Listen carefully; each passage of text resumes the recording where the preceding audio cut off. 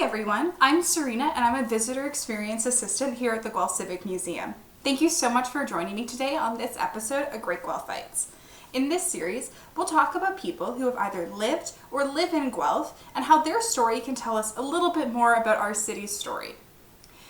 Sometimes we'll talk about famous people, and other times we'll talk about people who've lived completely normal lives. But everyone's story can help tell us a little bit more about living in Guelph, either today or when they lived. Today we're going to talk about a man who loved Guelph and left his mark on the city, Grant Love. Mr. Love was born at the Old Guelph General Hospital in 1930. He lived in Guelph his entire life and would share stories about growing up here with anybody who would listen. Because of that, we have a very good idea of what living in Guelph was like from the 1930s onward. Mr. Love also loved trains and helped restore locomotive 6167, the largest piece in the museum's collection. Mr. Love is a great example of how oral history, that's history passed on from the word of mouth, can help us preserve our stories. Do you have any stories from your life that you want people to remember? What are they? Mr. Love had a lot. He grew up during a very difficult time for many people. The Great Depression was a time in our history where many people went without. And while he was very young during it, Mr. Love does remember how it affected his family. His father had been a piano salesman for many years, but unfortunately in the Depression, he had to quit his job and become a postmaster, because quite simply, people didn't have money to spare on a piano. Mr. Love was lucky though, and he was able to escape the hardships of the Depression every once in a while. He remembers playing with his wagon and toy cars with his brother and friends outside, and he even remembers playing Monopoly when it first came out. Other people weren't so lucky though, and they weren't able to escape the hardships of the Depression as easily. He remembers several times people would come to his back door and ask his mother for food. His mother always tried to help them and made them many sandwiches and a lot of cookies. The Great Depression was hard for many people, and it was followed by an even worse time, the Second World War. We can learn a lot about Guelph and the Second World War from Mr. Love. Now, he was too young to fight when the war broke out, but he did have many memories about what life was like during the war years. He remembers that him and his family had to live off of food rations and tokens given to them by the federal government. Food rations were a big part of life in the war years. A lot of things that were made had to be sent over to the troops overseas, so a lot of people here went without. He remembers that even things like sugar had to be rationed. A lot of kids, including young Grant, fundraised at home to support the troops. Grant and his friends sold donuts in a donut drive to raise money for a mobile kitchen unit for the troops overseas. You can see one of those units in the picture here.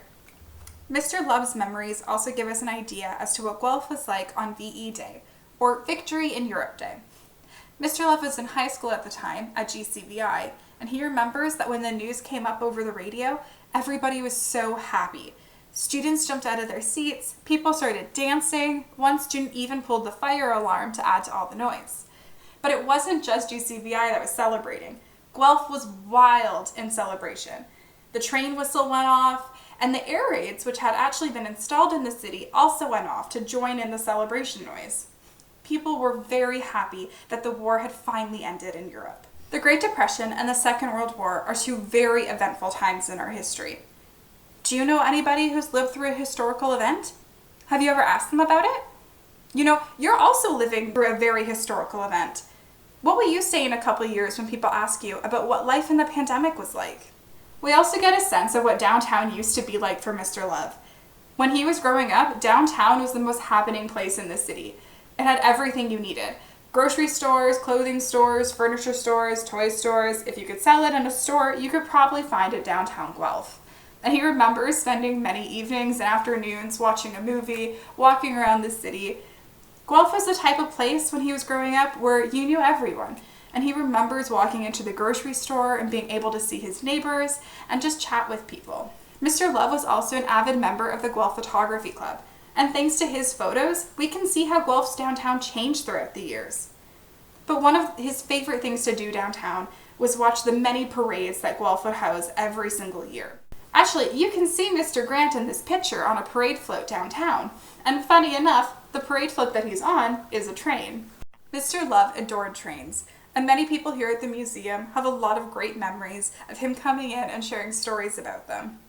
and when he was interviewed, his face lit up as soon as trains were mentioned. His love for trains started at a very young age. When at just about 5 years old, his dad started taking him down to the train station where they could watch the trains come in and out of the station all day long. He was lucky too. His father, due to his work, had a lot of friends who actually worked on these trains, and sometimes, if he was lucky, little Grant would be allowed into the cab of the train and he'd be able to watch them put more coal into the engine. He always thought this was really cool. When Guelph received Locomotive 6167 in 1967, Mr. Love immediately signed up for the restoration team, and he worked on it until the project was finished. If you want to see the train that Mr. Love loves so much, take a walk down John Galt Park. I promise you won't miss it. Mr. Love passed away in April 2020, but because of his love of sharing his stories, he will be remembered for years to come. And I know that many of us at the museum think about him often whenever we walk past Locomotive 6167.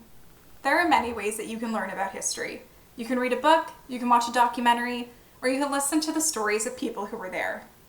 Mr. Love lived in Guelph his entire life, and he never shied away from sharing his stories about his time here. Because of this, we have an even more in-depth idea of what living in Guelph was like during many key historical events, like the Great Depression and the Second World War.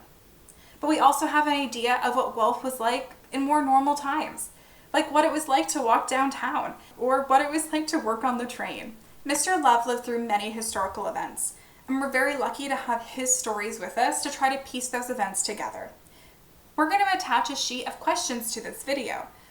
Take these questions and ask someone you know about a historical event they remember. This doesn't mean they directly witnessed it. Maybe they just saw it on the news a lot, or they know somebody that was there. We hope this helps you learn about history in a more personal and unique way. Thank you so much for joining me today on this episode of Great Guelphites. It's been so lovely to share Mr. Love's stories with all of you, and I truly hope that all of you enjoyed them as much as we at the museum do.